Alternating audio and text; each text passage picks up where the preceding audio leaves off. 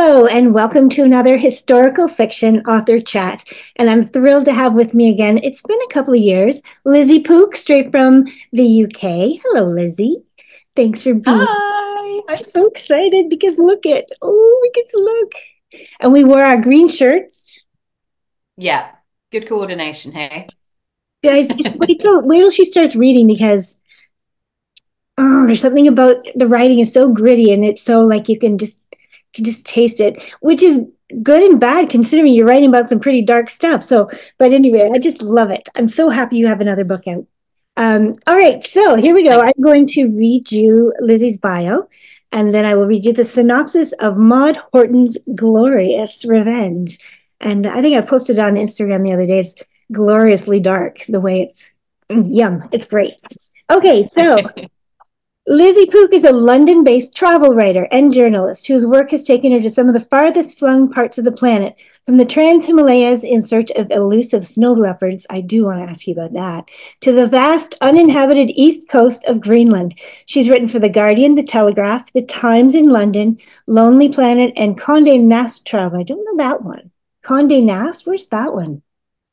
Somewhere. Condé Nast is a global company, and they have versions of that travel magazine in the UK and in America. Yeah. Okay, all right. I need to travel more. Lizzie is the author of Maude Horton's Glorious Revenge and Moonlight and the Pearler's Daughter, which I actually have behind me, but I forgot to get it out of the bookshelf. But it's here. It's here. And I loved it as well. I know we talked about it before.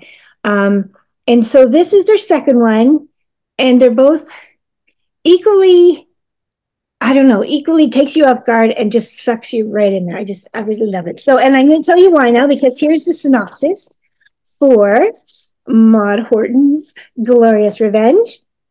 For readers of Sarah Penner and Stuart Turton comes a historical mystery about a young woman in Victorian London who will stop at nothing to avenge her sister after her suspicious death aboard an Arctic exploration ship.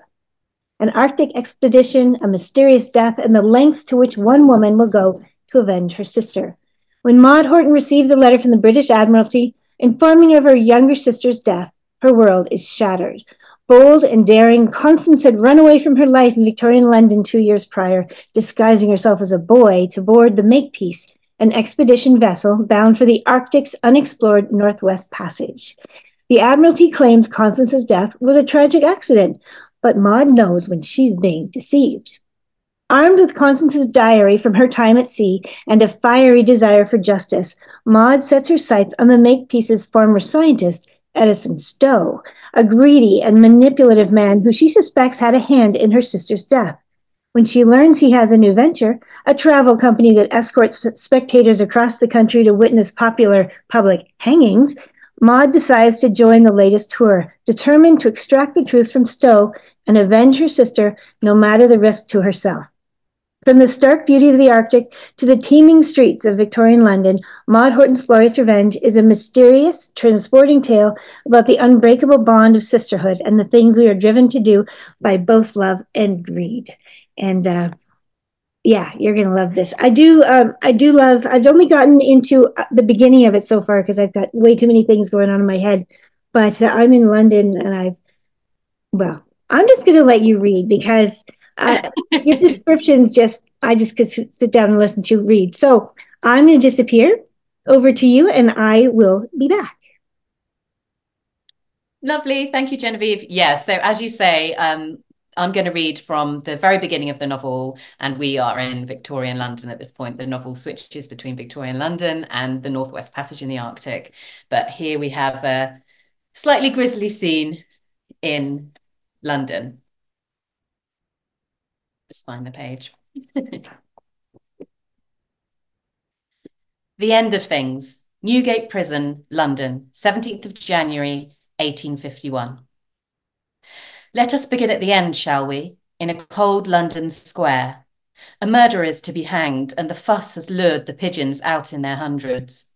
Cloaked in the fumes of cheap meat pies, the birds scratch around traders touting wares to the crowds. With silky silver green necks bobbing, they puff their chests in the manner of stout grandees, ducking hobnailed boots and scattered bottles as they squabble and they peck for a taste of scraps. Dung. The birds lift as one, dispersing into shards as the bell loudly tolls. Down below from debtor's door, a reluctant prisoner is led into the bitter air. An eel jelly smog hangs low over the Thames. The air is wet, breathing it like shrugging a damp greatcoat onto the body. Old Bailey is swarming with humans, the ripe sweat stink of 20,000 or so. Half of London, it seems, is here for the show, for there is nothing like a hanging to lure mankind out of his house. The crowd emits a low and persistent bawl. Drunks bellow at the skies, harlots toss their heads for high-pitched magpie cackles. Small bodies move through the masses unseen, pilfering coins and purses from unsuspecting pockets. Above them all, on the scaffold, Calcraft takes his mark, and as he does, the crowd surges forwards for a glimpse of the famed hangman. Bodies swell and churn. In the rush, a young woman falls to her knees. Her limbs are quietly crushed. Get your lamentations, the whole horrid confession right here, in print. Boys with threadbare trousers thrust folded broadsides into fingers dripping with jewels. You've never read nothing like it. No one more deserving of a scragging. Wide darting eyes soak up the lurid details. Delicate hands clutch at clavicles, and Calcraft takes his horrid hood and tugs it over the head of the murderer. He fastens it with ghastly nimbleness, his crooked fingers well accustomed to the job. He holds out his hand to be taken by a quivering palm. Goodbye. The crowd erupts, and the pigeons burst like brass bullets from the rooftops. 6 feet below the city, the rats raise oily heads at the din. The doomed is guided forwards, ankles strapped, a hempen noose slung around their neck. As they shuffle and stumble, the sun arrives at last, peering out from behind its own heavy shroud. The doomed soul can see its glow through the scratchy cotton of the hood. Their shoulders drop, their breathing slows. For a stuttering moment, they are gilded in light. The figure leans forwards into its warmth, fingers slowly reaching out until, without mercy, the lever is drawn. The drawbar falls, and with a resounding crash, they drop through the open jaws of the trap. A few miles away, on a quiet hilltop overlooking the city, a hidden figure watches from the trees as a body is buried in a simple wooden casket. It is exposed up here, a few plots already plundered, yellow disinterred bones scattered bleakly among the headstones. It's a grim space, but this had been the only choice, given the circumstances. There is one sole mourner, a thin, grey-eyed man whose skin has long lost its tautness. The air is cleaner on this hill, fresher than that wretched place down below, but the slow-crawling stink of the city reaches the nostrils eventually. The casket is lowered without the whimsy of ceremony, and a robin sets up its calling from the branches of an old oak tree. The song is silvery, rose oil sweet, but is clawed apart and discarded by the breeze. The thin man treads away, and the sky fills with sunlight. An almighty roar carries across from the city. He bows his head and pulls tight his coat. It is done, he nods. It is done. Oh, love that. Okay, so that last little paragraph there about the robin song being clawed apart by the breeze, that's what I'm talking about. It must feel so good when these little phrases come into your head and your heart. Like there was one that you read earlier, rats raising their oily heads at the din. Those are they're such visceral lines. It must feel so good when they come into your head. Yeah, I mean that's really interesting, and I've never really thought about it. I mean, but as you and I know, a novel is a product of reworking and reworking and reworking. So sometimes those little things sneak into your head. Sometimes they need a lot of work and they come after a lot of polishing. However, I've always been a very visual writer. I always feel like I can really see the scene in my head, and I'm just sort of, I mean, this sounds silly, but allowing it to come through my fingertips and onto the page. But, you know, I really do love that kind of sensory writing and sensory reading. I love reading books like that as well, that are really very visceral and sort of vivid and in your face. You know, they're not for everyone, but you know, it is something that you can sink into and really enjoy. And so I do love that when I'm reading books too. I do love it. And I got it from your very first, even just we'll start at the beginning. That's just how you started. That was so in your face. And listen, I'm just going to paint you this. Just sit down and listen because you're going to feel it. And I really did. So who else do you read that has these kinds of visceral feels? Do you have favorite authors or anything that you? Do you know what? I'm really kind of itinerant with my reading. I just Yes. read so much different stuff. I love, and actually you mentioned him at the beginning because he's in the blurb, Stuart Turton. I love his books. I love his genre bending books. And I just love that sort of slightly playful way that he writes too. And so he might, I think, sort of slightly similar to this book, approach some dark and quite grisly themes. However, there is always that slight playfulness to them. So I really enjoy that.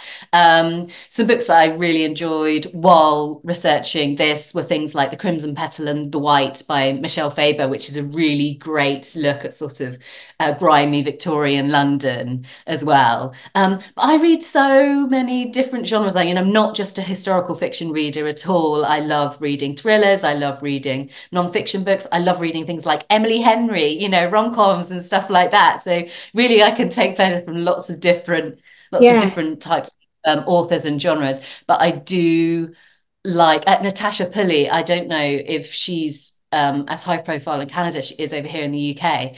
She is similar to Stuart Turton, just is so wry with her writing, and especially when it comes to dark subjects too. And I'm really drawn to that. And so I love her writing as well. I mean, too many to list, really. Over here, I'm in my office and there's just hundreds of books piled up against the wall that I need to read, but we never have enough time, do we? Never. That's perfect. No, I think my problem is I just don't get enough time to read. But oh, the way yeah, I love listening to the way you paint those. And I think that going into, as you say, rom-coms and thrillers and all different genres, I think it's a form of therapy in a way, don't you? Like we get so into whatever decade we're writing, and then all of a sudden we're in Yeah. 2020 and there's a rom-com, and I think it's good But for what I find really interesting is people who say that they can't read books while they're writing.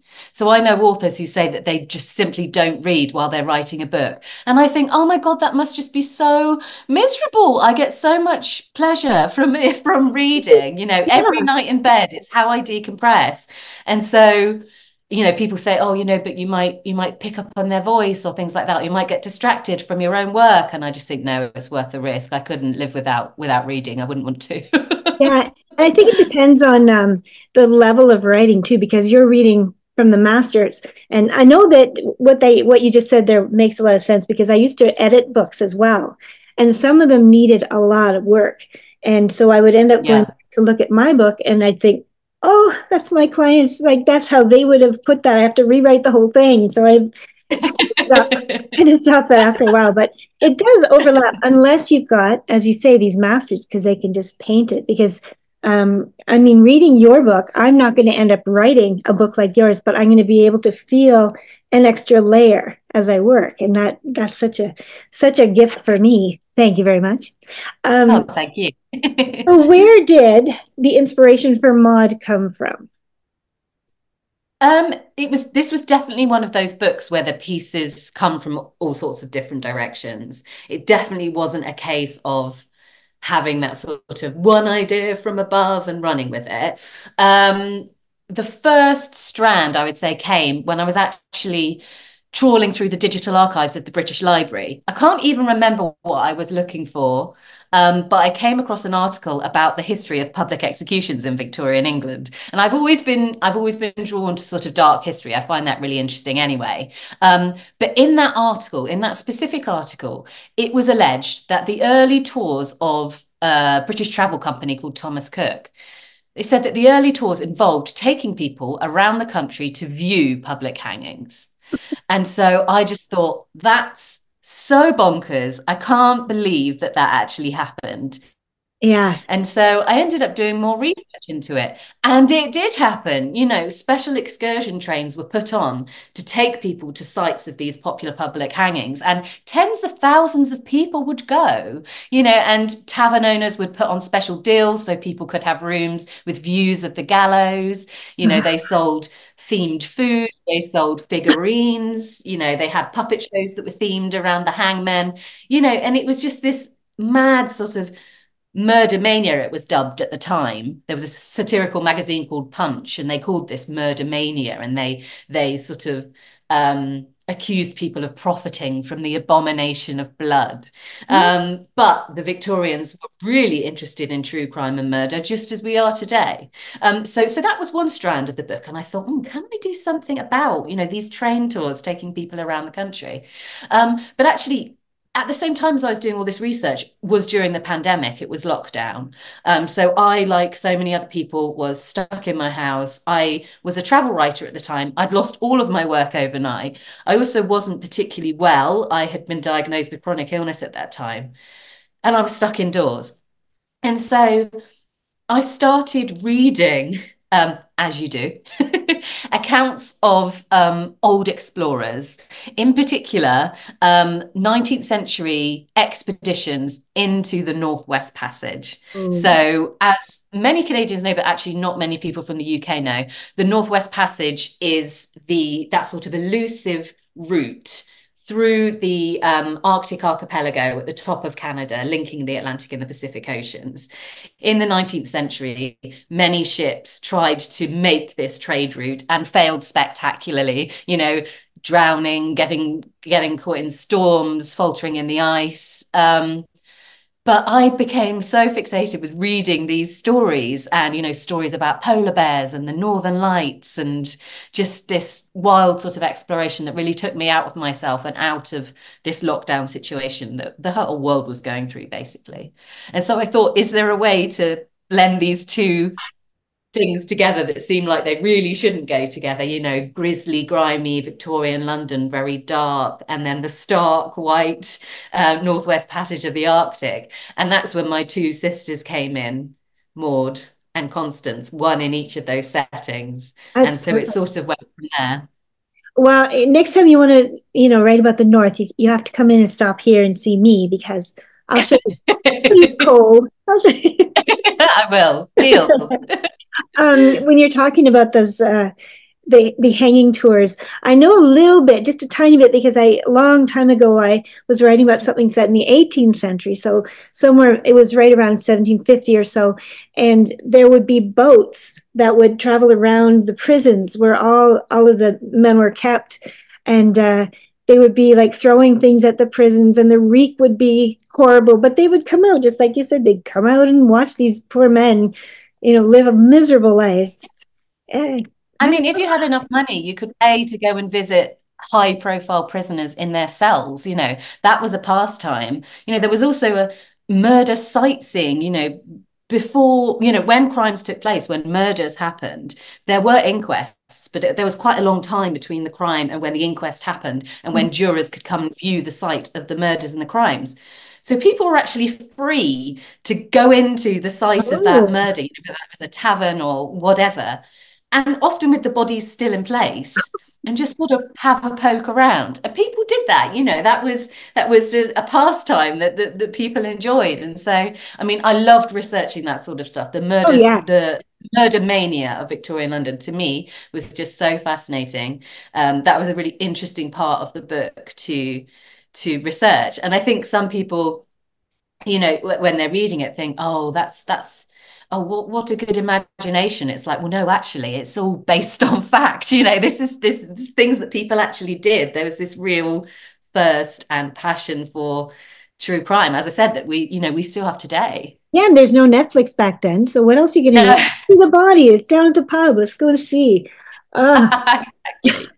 Imagine that. Wow. And yeah, you can see with the when you talk about the grimy London, like you watch those old Sherlock movies and stuff, and you can see it and all the grease, and you can imagine them. You can imagine those little. Okay, no, I'm seeing it, but I think like you. I would love to research that and read all of that and learn about the grimiest spots, but I don't think I'd be going to visit. I don't know. You have that kind of Yeah, courage? I think it would be an intense place to live, I think, the sort of slums and the proper central old Victorian London where everyone was just so squashed in together. Yeah. Um, Jack the Ripper territory, really. It would have been an intense place to be. Ah, that's amazing. Yeah, I'm going to be reading the rest of this book today. No more work for me today. So you started writing this at the beginning of the pandemic or halfway through? How long did it take you to write it? Do you think? I know about all the edits. You go sending in for edits and then, oh, there's more. Oh, look, we have another layer of edits. So it can go on and on. But overall, like between conception and saying, okay, you can have the last copy, when do you think? How long do you think that took? I think it took me 2 years. I think it took me 2 years to write. And it wasn't a sort of purely focusing on just that every day. I was still at that point, even though we had the pandemic in the middle, working as a travel journalist. So I was still doing a lot of travel and a lot of journalism work sort of along the way. And there were parts of this book that were written in different countries, on boats, in the rainforest, in things like that. So that was really exciting. But it's so interesting, isn't it? As you'll know, when you're talking about a book, when it's just being published, it tends to be something that you finished writing at least 2 years ago, doesn't it? And Yeah. we were saying before we started recording that I've finished another book since then. So it's Yes. sometimes quite hard to think, oh God, where did I get the exact inspiration for that? Or even, what's my side character's name? It's so Oh, easy to forget these things when your head is so filled with another book.